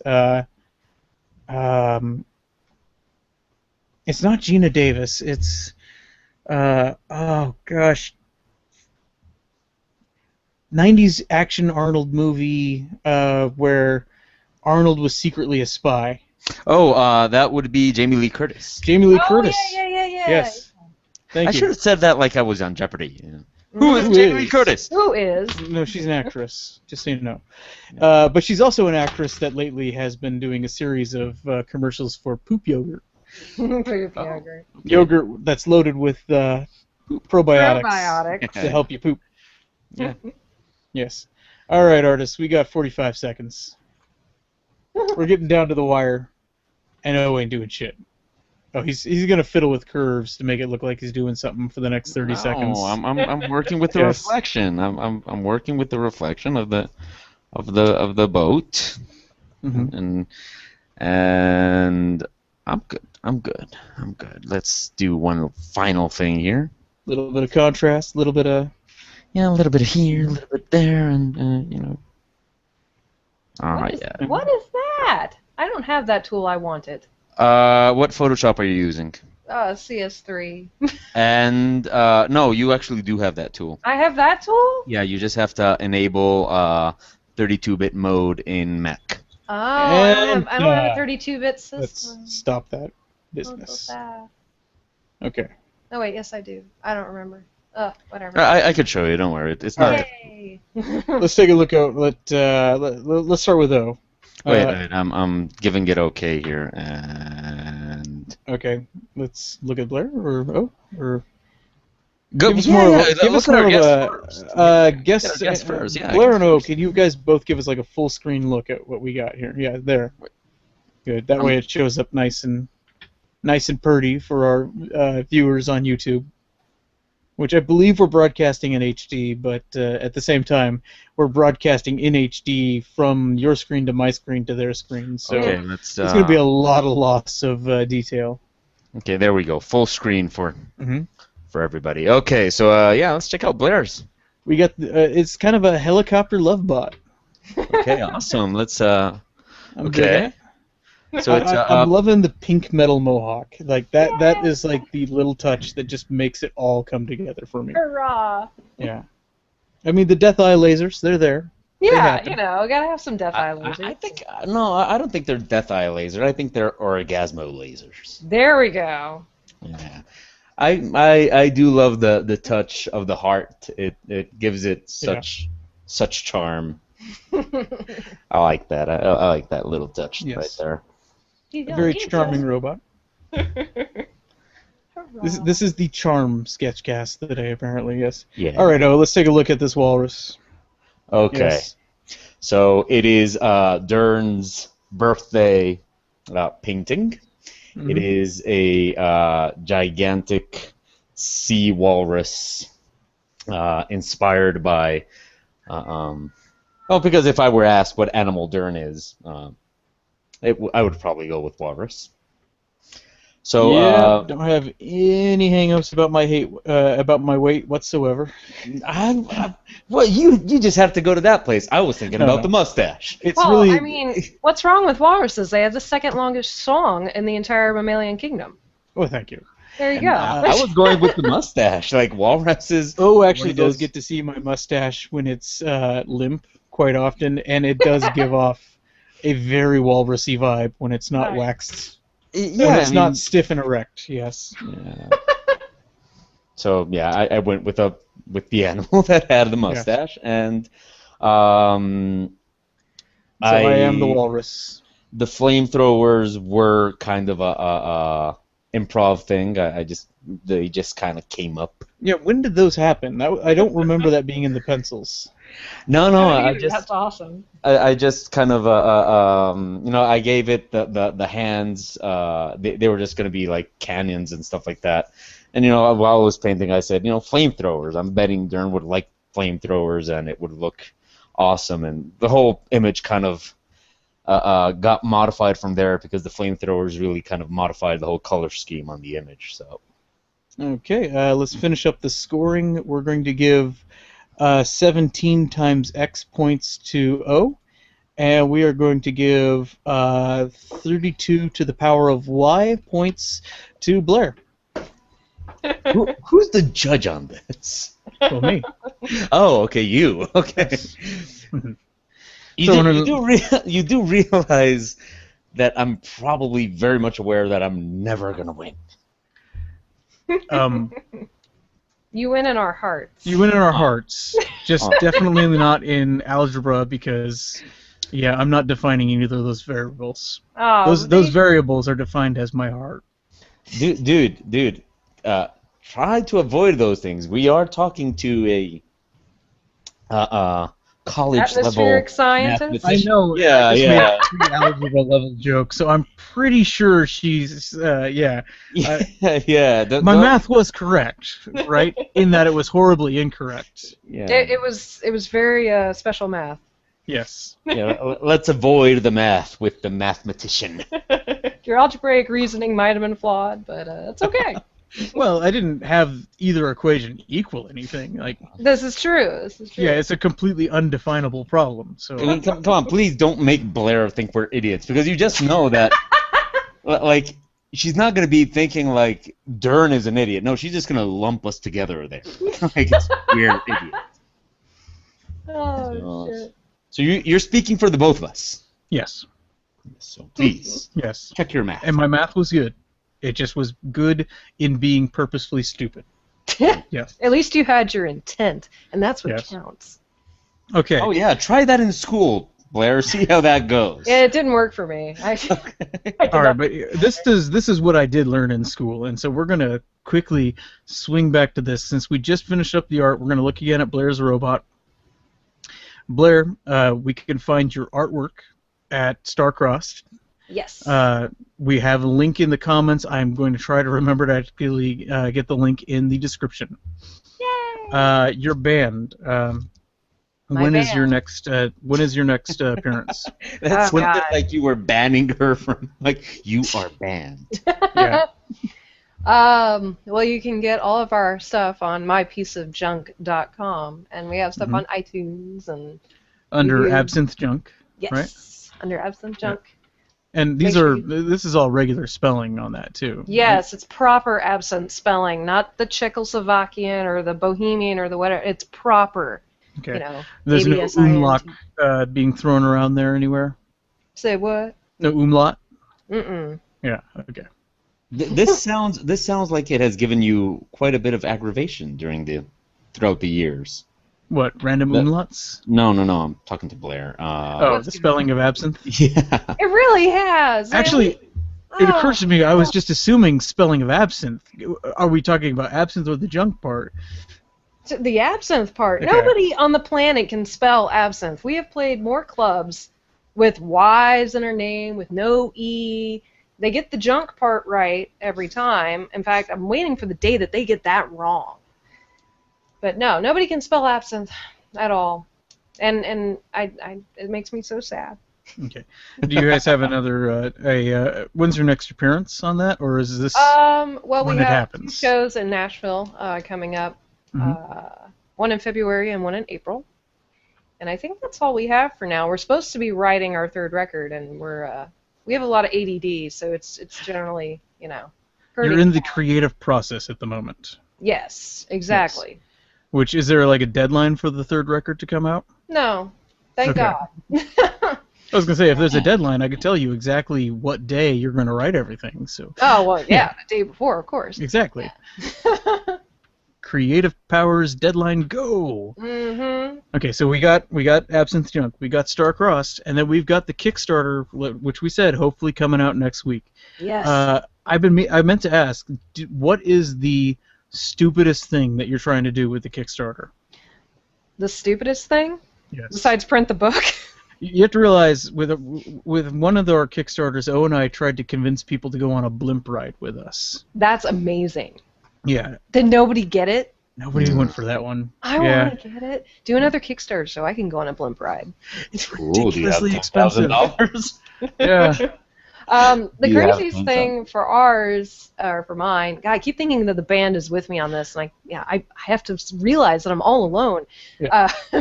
For Star-Crossed Destinies, I have an option. It's one of the biggest ones, is that you can go down to New Orleans and hang out with me for a day, and I will walk you around all the places that stuff has happened.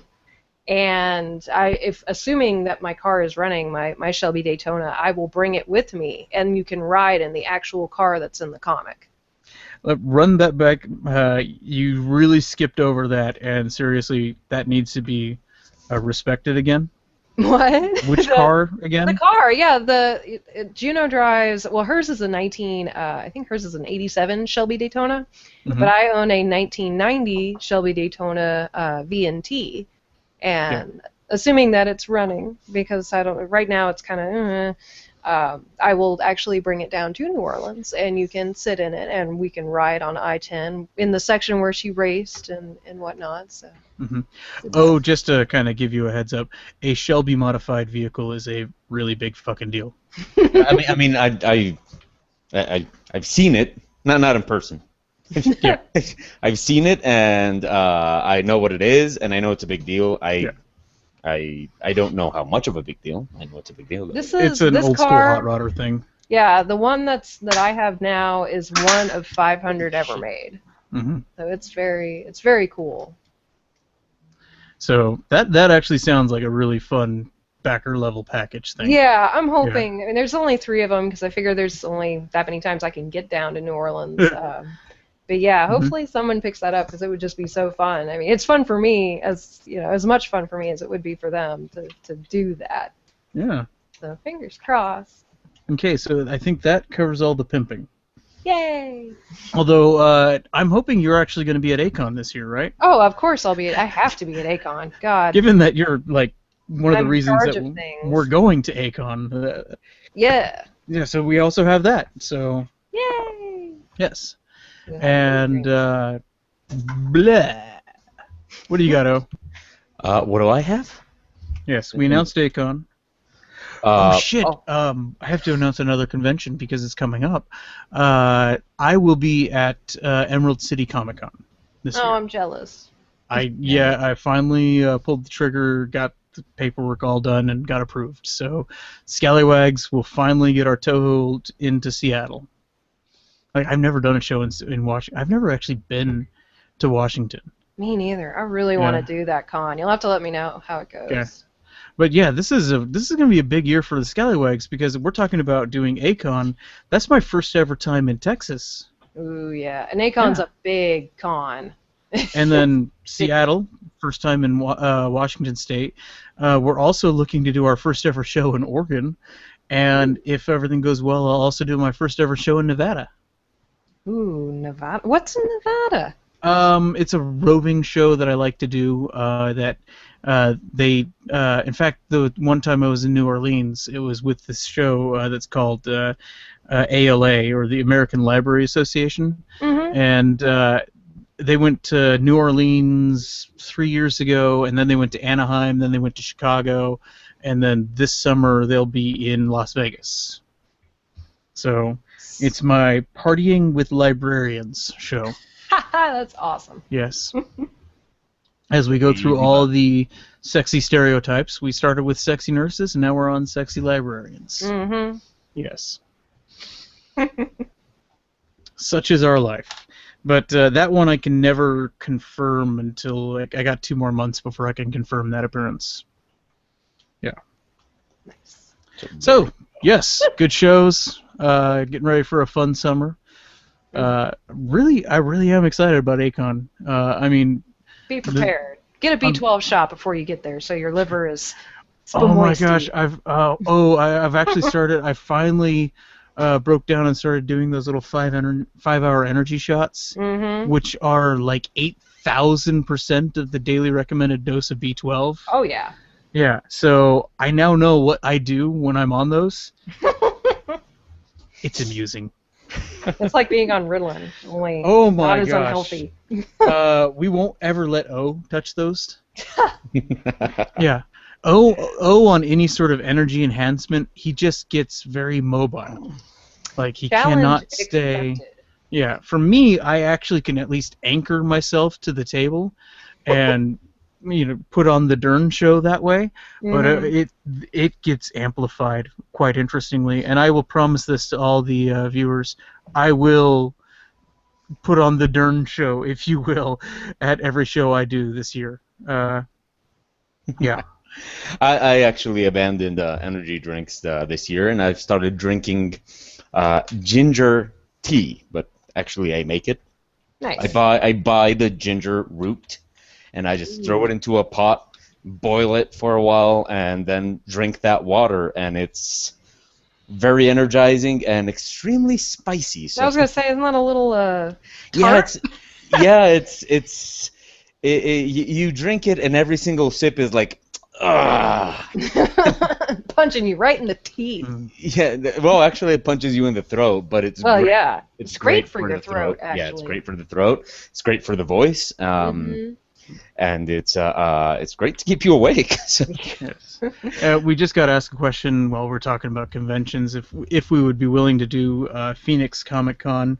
I would love to do Phoenix Comic Con, but it is the exact same weekend as Akon, so we are throwing our lot in with Akon because they're throwing their lot in with us. Sorry, does that make sense? Yeah, it is a show that I've heard good things about. I've known good things about it too. Yeah, like that's the fun thing about webcomics is that we see a few webcomickers go down to a show, and then we immediately interrogate those webcomickers like, so how was that show? Is that one getting added to the tour? Yeah. Yeah. We are a very gossipy lot. Yes. In a good way. In a good way. Phoenix is within striking distance from where I plan on moving, so it's one of those in the future, especially if Akon and Phoenix had separate dates. We do move, so yeah, that helps. Yeah, that's the other fun part about scheduling convention tours is figuring out which shows stick on top of each other and then just wringing your fist at them, and it's not even their fault. It's I've got. There's one show in Washington, D.C. called AwesomeCon, which looks like it's going to be amazing this year. I really wanted to go to that, but their artist alley table prices were holy crap. Yeah. They even have a... I did it last year, and it was actually a really profitable show for me. But I do give the caveat, I did drive to it. So there was that. Yeah, see, that's... Let's see, my husband's up there, so I could do it for free. I keep meaning to... When is it? When is that one? That one is Easter weekend. Oh, crap. Which is also the same weekend as WonderCon. Oh. Out in Anaheim.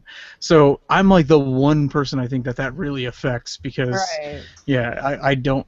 I I'm in the process of moving to the West Coast, so I had to make a decision as to which one I would go to, and it came down to whichever one I'm going to be closer to. Oh, I have a friend that apparently checked in on us, and he's very upset that we none of us used GIMP. So none of us used GIMP. You and I got some heat because we wouldn't use GIMP. Wait, what? There was no love for GIMP. Well, the program, not I know, but it's one of those things like okay, I use GIMP, but I also use that's also because I don't want to buy like the fancy version, the upper versions of Photoshop. Right. And like GIMP works, and like as an artist, I could see someone being good and proficient with it if they never touch Photoshop. It's right. whichever one you touch first. No, I have love for GIMP in terms that I really enjoy. I really love the fact that it exists. Right. Yeah. I really, Photoshop really. honest. Well, I just really like the fact that it's there, that it's an option. But if you have the option, I mean, I don't want to throw like anybody against me or anything like that. But given the option, I'm definitely gonna go for Photoshop. Right. Like, I mean, I love open source and I love the fact that it's there and that it exists and all that, but given the option between Photoshop and GIMP, like Photoshop any day. Right. Mm-hmm. Given the option. I mean, GIMP when you got nothing else to use, when you can't afford Photoshop or whatever, GIMP is a great choice. Yeah. But then again, if I was told I can't use Photoshop, I'd go to Painter. Yeah. Oh God, I haven't Painter. used Painter in a long time. Yeah. And do either of you guys use Manga Studio? No. No. I mean, I have it, but it's because it's really cheap. Like Manga Studio is one of those options that is just insanely cheap and very accessible. Mm-hmm. But it doesn't, like in my case, I don't know, in Blair's case, it doesn't really go with my painting style. Yeah, and that's kind of what I imagine it for me too. I feel like it's very proprietary to the manga side of, doing comics, whereas, like both of us kind of do a more American style coloring. So I don't think it would be beneficial for me to even have it. I'm sure it makes it easier to do layout and lettering, which is what I hear the most praise on for it. But No. Yeah. I mean, right now the program I look for is the program that allows me to feel the most like I'm painting, and not like I'm doing something digital. So that's why the best option for me used to be Painter. But as you know, the more and more and more I learn about Photoshop, the more I feel Photoshop is. It's just the best option all around for me. It's also something to be said that when we do get down and lay out our books, we do it in InDesign for commission particularly. Right. So there's a level of integration there of having going from Adobe Photoshop to Adobe InDesign. Right, and it's for like our Kickstarter video that we're doing. We have a guy that's putting together everything in After Effects, and so all I have to do is send him just raw PSDs, and he blows it up and makes stuff do like actual powers happen and whatnot. So yeah, I have a lot of love for Adobe. Like right now, I'm actually learning After Effects, and is it making you insane? Not really, because I don't really need to learn it. Yeah. So it's just something I'm doing because I enjoy it and I just want to learn it. So there's not really any pressure to it. So I get to enjoy it. I haven't even studied anything this year. I was studying a little bit in December and stuff like that. So it's when you take off the pressure and you don't really need it like for a job or anything. Yeah. You can really enjoy anything. Yeah, I tried to learn it in the making of that Kickstarter video, and I within 15 minutes was just like, nope, not doing this. No, I could see that if there were something like a time limit or a need for it, I could definitely see myself going crazy. Oh yeah. Trying to learn it urgently, but like with After Effects, like the amount of Adobe products that have been part of my life just kind of makes me feel almost obligated to get it tattooed somewhere. Right. It's like Photoshop, Illustrator, InDesign, After Effects. I learned Premiere when I was in university. Way back when they had PageMaker, I learned PageMaker. I remember PageMaker. Oh, PageMaker. Yeah. What else have I used? I continued using Flash a little bit when they got it, but I abandoned Flash a long time ago. Yeah, I still use Flash for all my inking, just because it feels the most comfortable out of all of them. But it's just, I mean, it's been such a big part of my, like at the university where I teach, I've taught InDesign, I've taught Photoshop. It's, I don't know, it's a big part of, I'm not going to get that tattoo though. Okay. I'm going to send Just out. to clarify. I'm going to send out one last round for questions, either through the Google Hangouts Q&A session or through the YouTube, and you guys can continue talking. I just wanted to get that last round of questions in, because technically we haven't actually had a single question this Sketchcast. It's amusing. Like, we've had a lot of people watching it, a pretty good audience, and and people enjoying it. I suppose they're all just like watching and fantasizing with, love butt. It's all of our erotic. Which you're covering it up. You're not letting us see it, Blair. Come on. Oh, that's because I was trying to look at both the things, all the things. You're trying to look at all the things. Mhm. Actually, Blair, do me a favor on your Google Hangout. Yeah. Click on O's window so that it just locks onto him, and then cover it up. It won't let me do it. Yeah, just click on it. I Just am. like, that's weird. I clicked That it. is It don't weird. work. Yeah. Wait, I can do that. Wait, I'll just. Aha. No, but actually I can't because That won't work. No. yeah, the windowed mode in Photoshop doesn't show the desktop underneath it, Right. Mhm. which I am very appreciative of.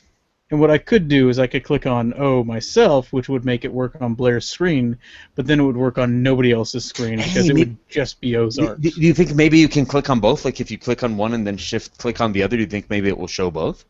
No. No. Okay. I just tried it. Yeah. Oh, okay. Yeah. That's a huge oversight, Google. It would be nice to like have some sort of split screen edition added into Director or Control Room, and yeah, it's not really giving me that option. Boo. Oh well. Yeah, but you know, Life. It actually, I don't want to complain too much about it because let's face it, it's allowing us to do a pretty new, different podcast. Oh yeah. That I enjoy the format, and I'm sorry, I just started reading some of the names of people that have recently subscribed to us, including Sparky Arky and Captain Hard. Wow. Captain Good Hard. to know Captain Hard is a loyal subscriber to the Sketchcast. That's awesome. Welcome aboard. Okay, with that, I do believe it's time for us to sign off. Blair, if you would like to do one last round of pimping, absolutely go ahead. Be our guest. Well, everybody, come by my website next weekend and look at my really, really shiny Kickstarter stuff, because it's going to be very stressful for me. And I would like any hugs that anybody is willing to give, because I am very scared. But otherwise come for the explosions, because there's going to be a lot of those too. So, yeah. Explosions are good. Always. Okay. Oh, which of your 4 cats would you like to pimp today? I definitely want to give a shout out to Raijin. He has advanced very much. He is the cat that always hides when people come, and this week with the new intern, he's actually been very sociable. So I'm very proud of him. Oh. Good job, Raijin. For me personally, I would like to pimp the fact that I almost died, and I am still alive. Yay! Hopefully we still won't be hearing about this like in 2 April or weeks. something. Other pimping that we need to do real quick.